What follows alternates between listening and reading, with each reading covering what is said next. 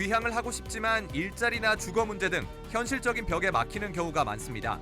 하동군이 귀향인의 안정적인 정착을 지원하기 위해 전국에서 처음으로 조례를 만들었습니다. 초전동 진주실내체육관 남측광장이 조성된 겨울철 야외 스케이트장이 운영에 들어갔습니다. 겨울철 가족 단위 나들이 장소로 주목받고 있습니다. 산타클로스를 무서워하는 아이 후기에서부터 겨울 간식을 두고 벌어진 인기 투표까지 주민들이 공유한 SNS 속 핫 이슈들 만나봅니다. 진주시가 처음으로 지명위원회를 열어 문제의 소지가 있는 총 169건의 지명을 심의해 정식 고시하거나 폐지했습니다. 객원 기자와 자세한 내용 살펴봅니다. 다사다난했던 서부 경남의 한 해를 정리하는 기획보도. 이번 시간 올해 주요 사건 사고 소식 준비했습니다. 시청자 여러분 안녕하십니까? SCS 뉴스인타임 시작합니다. 진주시 도심 한복판에 야외 스케이트장과 썰매장, 아이스 튜브 슬라이드가 생겨났습니다. 지난해에도 4만 명이 찾은 겨울 인기 장소인데요. 이번 개장은 2024년 2월까지 이어진다고 합니다. 김상엽 기자입니다. 초전동에 위치한 진주 실내체육관 인근에 은빛으로 물든 빙판이 자리 잡았습니다. 입장 안내 소리에 너나 할 것 없이 신나는 아이스 스케이팅을 즐깁니다. 지난해에도 4만 명이 넘는 지역민들이 찾은 서부 경남 유일의 야외 스케이트장입니다.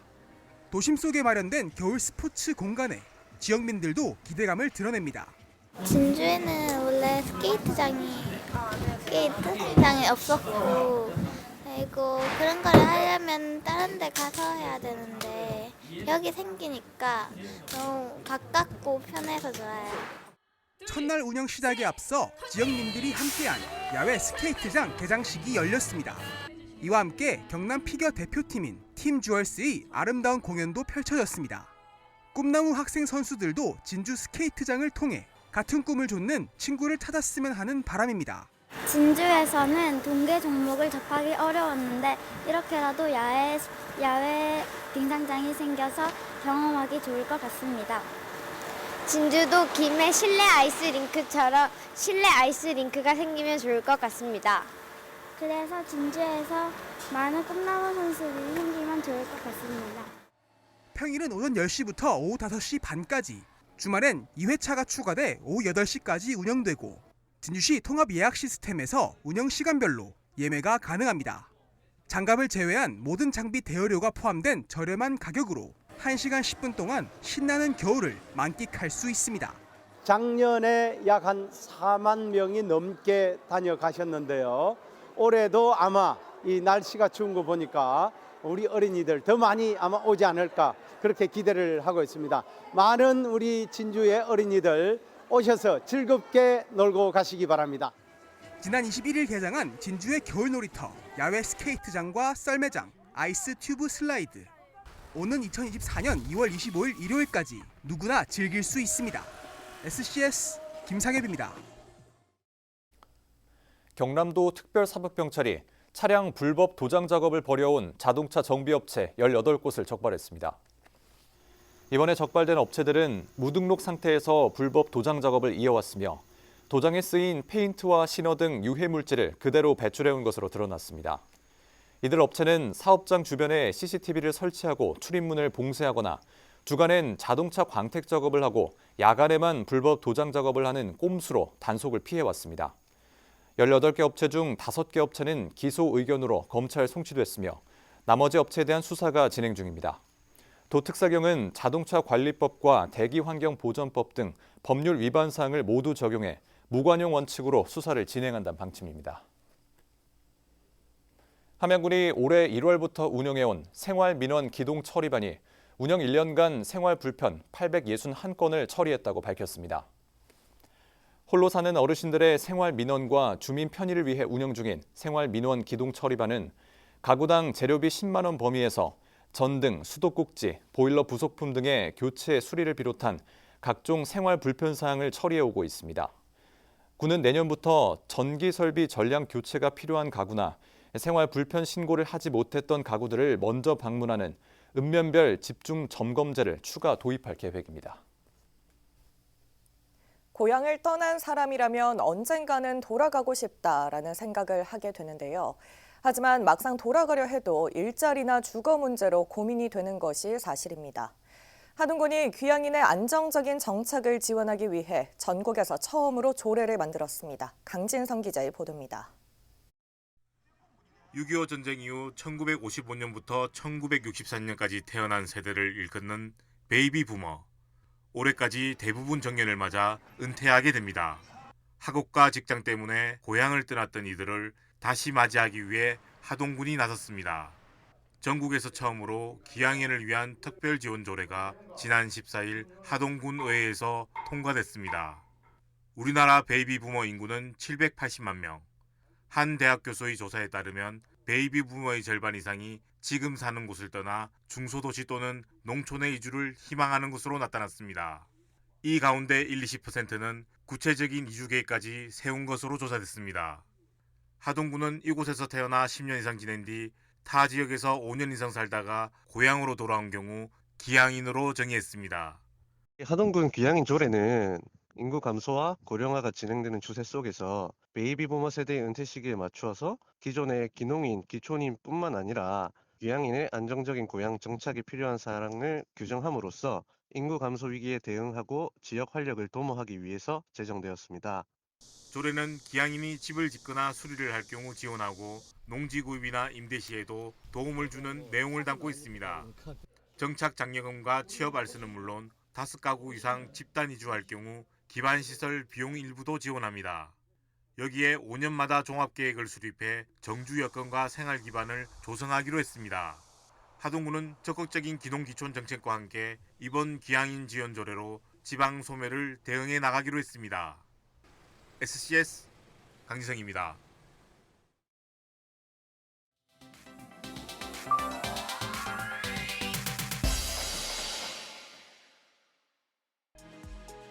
올해 크리스마스에도 어김없이 찾아온 산타클로스.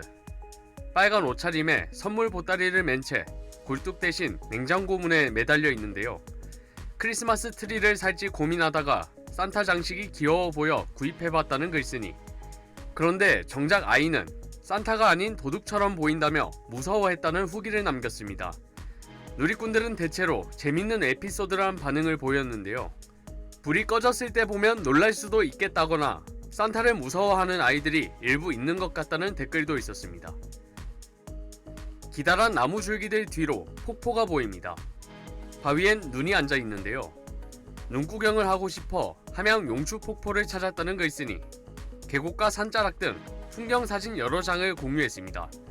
사진을 접한 누리꾼들은 추위가 느껴진다거나 설경이 아름답다는 댓글을 남겼는데요. 돌아오는 길에 빙판길 운전 조심을 당부하는 사람들도 보였습니다. 비에 젖은 강변 산책로가 보입니다. 겨울철 대표 간식 잉어빵과 호떡 사진도 함께 올라왔는데요. 겨울비가 내린 날 산책하고 돌아오는 길에 야식이 생각난 것 같은 글쓰니 누리꾼들에게 호떡과 잉어빵 중 어느 것을 구매할지 물었습니다. 반응은 엇갈렸는데요. 20여 개의 댓글 가운데 호떡을 선호하는 사람들이 조금 더 많이 보였고 둘 다 좋다거나 어묵 등 다른 음식들을 언급하는 댓글도 있었습니다. 오늘의 SNS 하주입니다.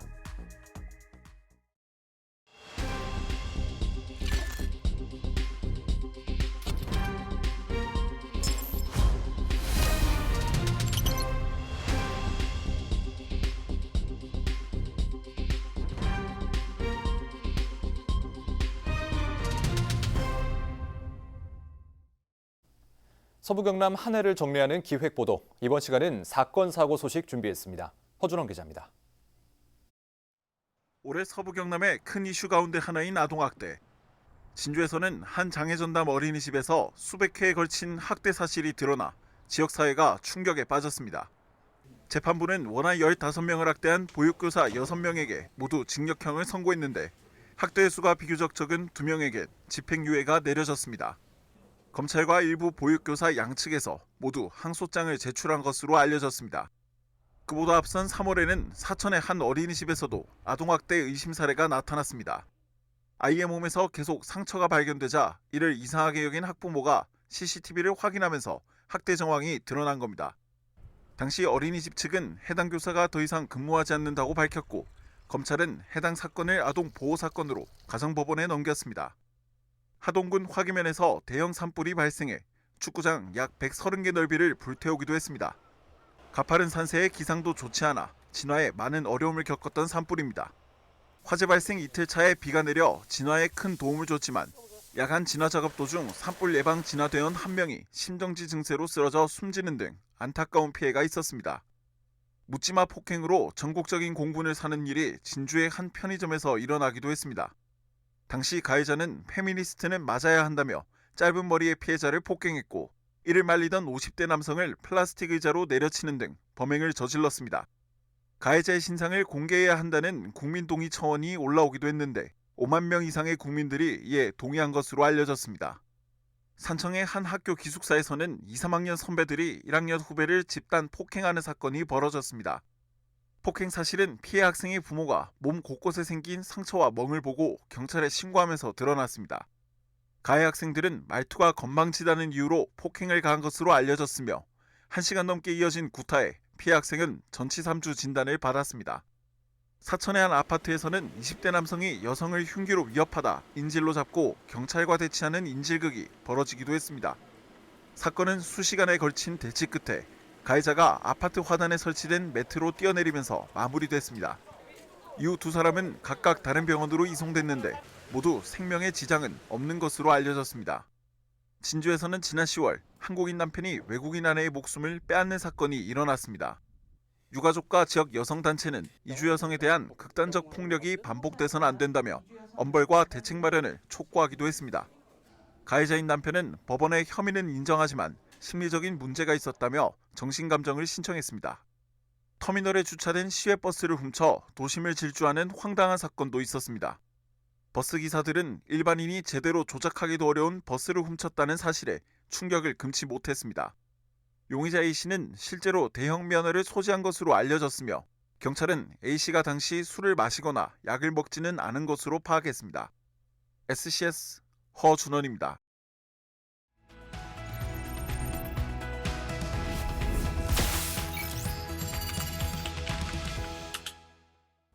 시간이 지나면서 자연스레 더 이상 쓰지 않는 지명이 생기기 마련입니다. 반대로 새로운 지명이 만들어지기도 하는데요. 최근 진주에서 지역 지명을 정리하기 위한 지명위원회가 열렸다고 합니다. 김민호 기자와 자세한 이야기 나눠보겠습니다. 김민호 기자. 네, 안녕하세요. 네, 지명위원회가 진주에서는 처음으로 열렸다고 들었습니다. 어떤 역할을 하게 됩니까? 네, 맞습니다. 진주시는 지난 13일 시청 상황실에서 제1회 진주시 지명위원회를 개최했는데요. 국토지리정보원의 지명조사 사업 결과를 바탕으로 미고시된 지명 754건 가운데 115건과 폐지 지명 37건, 일본식 지명으로 의심되는 지명 2건, 반복 제정된 오류 지명 15건 등 총 169건에 대해 심의했습니다. 네, 심의 결과는 어떻게 나왔습니까? 지역민들에게 익숙한 지명도 거론이 됐을까요? 네, 먼저 미고시 지명에 대한 심의 결과를 살펴보면요. 지명 115건 가운데 강주 연못 등 사람들이 많이 쓰고 있지만 실제로는 미고시 상태였던 56건은 원안대로 제정하기로 의결했습니다. 그러니까 정식 지명이 된 거죠. 나머지 59건은 자료조사는 마무리했지만 현재 사용하지 않는 지명이거나 개발로 인해 변형돼서 사용되지 않고 있어서 미고시하기로 결정했습니다. 네, 그렇군요. 앞서 언급해 주신 폐지 지명과 일본식 지명 의심 사례에 대한 심의 결과는 어떻게 나왔습니까? 네, 폐지 지명이라는 게 지금은 거의 사용하지 않는 지명을 뜻하는데요. 총 37건 가운데 29건이 그대로 존치됩니다. 대신 정촌 3단 내 구미마을과 구한말에 있었던 가마모뚜, 인사동 제방 등 현재 관련 지역이 사라졌어요. 이러한 지명 7건은 폐지하기로 결정됐습니다. 여기에 남은 한 건은 현재 다른 지명으로 불리고 있어서 변경 존치하기로 의결했습니다. 그리고 일본식 지명에 대한 관심이 꽤 컸는데요. 영천강과 정촌마을 등 2건이 의심됐습니다. 그런데 조사 결과 조선시대 때부터 그 유래가 이어지고 있었고 일제에 의해 왜곡된 지명으로 의심될 만한 근거가 없다고 판단해서 역시 존치하기로 결정했습니다. 마지막으로 반복 제정으로 확인된 오류 지명 15건 가운데 14건은 폐지하고 나머지 한 건에 대해서는 소재지를 변경해 존치하기로 의결했습니다. 네, 김민호 기자 잘 들었습니다. 네, 감사합니다. 네, 이번 진주시 지명위원회 심의 결과는 앞으로 경남도 지명위원회 심의를 거쳐 국토지리정보원에서 고시하게 되면 최종적으로 확정된다고 합니다. 서부경남 GPG기였습니다.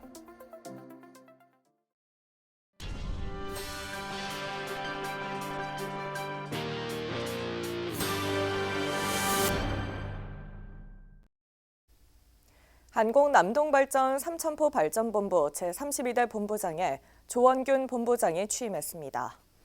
조 본부장은 지난 20일 취임식을 갖고 본격적인 업무에 들어갔습니다. 1993년 한국전력공사에 입사했으며 삼천포 발전본부 터빈부장, 여수발전본부 기계부장을 거치고 한국남동발전 발전처장 등을 역임했습니다. 사천시가 2024년도 해양수산 분야 보조사업 신청 접수에 들어갑니다. 신청 대상은 어업인과 어업인 단체, 수협, 수산물 가공, 수출 업체 등이며 접수 기간은 내년 1월 2일부터 2월 2일까지입니다. 대상 사업은 친환경 에너지 절감 장비 보급 등 총 27개 사업입니다. 자세한 사항은 사천시청 홈페이지를 참고하면 됩니다. 함양군이 산양삼 표준 재배 기술 보급을 위한 산양삼 농가 교육을 실시했습니다. 산양삼 농가와 담당 공무원 등이 참석한 이날 교육에선 산양삼 재배지 조성과 표준화된 재배 방법, 그에 따른 산양삼 효능을 분석한 연구 결과 등이 소개됐습니다. 또 산양삼 관련 종자와 미생물제, 포장재 지원 사업 등 내년도 산양삼 정책 방향 설명회와 질의응답 시간도 함께 마련됐습니다. 김해의 한 동물원에 있던 사자가 열악한 환경 속에 방치됐던 갈비사자 기억하시나요? 당시 동물 학대 논란까지 빚어지면서 동물 보호에 대한 문제가 공론화됐습니다. 이후 법률이 개정되면서 앞으로 이런 일이 줄어들 것이란 기대감도 나오고 있는데요. 전주현 기자가 보도합니다. 마른 몸에 갈비뼈가 훤히 드러나는 일명 갈비사자로 논란이 됐던 김해의 한 동물원입니다. 지난 8월 운영이 중단된 이곳에 김해시 공무원들이 다시 찾았습니다. 14일 동물원 수족관법이 개정되면서 법적 위반 사항 여부를 조사하기 위해서입니다. 동물원 등록도 취소가 되었고 동물원 등록증도 반납을 받았습니다. 현재 동물들은 아직도 일부 보유되고 있기 때문에 거기에 대해서 저희들이 확인 차점검한 것입니다. 지난 6월 비쩍 마른 몸의 갈비사자가 전국적으로 이슈가 되며 동물원의 운영난과 관리 부실까지 지적됐습니다. 이 같은 사태의 재발을 막기 위해 동물원 수족관 관리법이 개정됐는데 제일 큰 변화는 시설을 등록제가 아닌 허가제로 바꾼 것입니다. 또 허가를 받기 위해선 필수 요건도 갖춰야 합니다. 위반 시 2년 이하 징역 또는 2천만 원 이하의 벌금을 물게 됩니다. 기존 업체들에겐 5년간 유예기간을 주기로 했습니다. 하지만 유예기간 내에 운영난 등의 이유로 폐업을 하게 되는 경우도 배제할 수 없습니다. 또 가축의 경우 분양이나 판매가 쉽지만 문제는 호랑이와 표범 등 대형 동물입니다. 별도의 보호시설을 찾지 못한다면 또다시 갈비사자 사태가 재발할 수 있다는 우려도 나옵니다. 지금 보호시설은 없고요. 그러면은 아마도 예상하기로는 다른 동물원으로 가게 될 텐데 그럼 그 다른 동물원은 또 어떻게 하고 있을 것이냐 이런 것도 잘 봐야 될 것 같고 허가 기준 하에서 운영이 될 것이기 때문에 행정적인 단위에서 관리 감독 그리고 허가를 잘 해주시는 것 이런 것들이 굉장히 중요할 것 같습니다. 처참했던 갈비사자 등 동물원의 열악한 환경에 대한 논란이 재발되지 않기 위해선 무엇보단 허가권자인 지자체의 세밀한 관심이 더 필요해 보입니다. 헬로티비 뉴스 전주현입니다.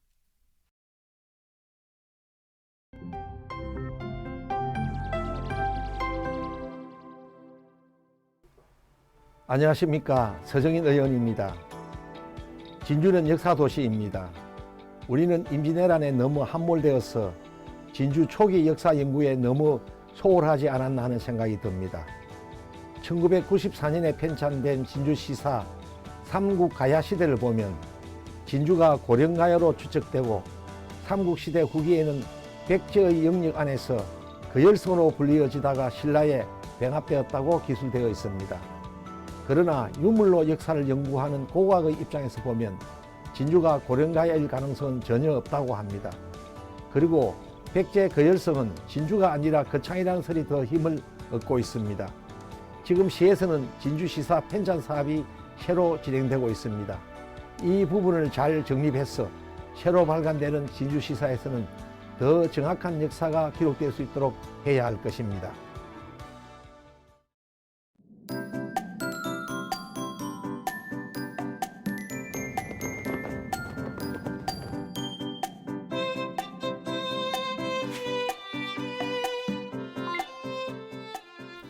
한 주간 날씨 전망 살펴보겠습니다. 이번 주 대체로 맑고 구름 많은 날씨 보이겠는데요.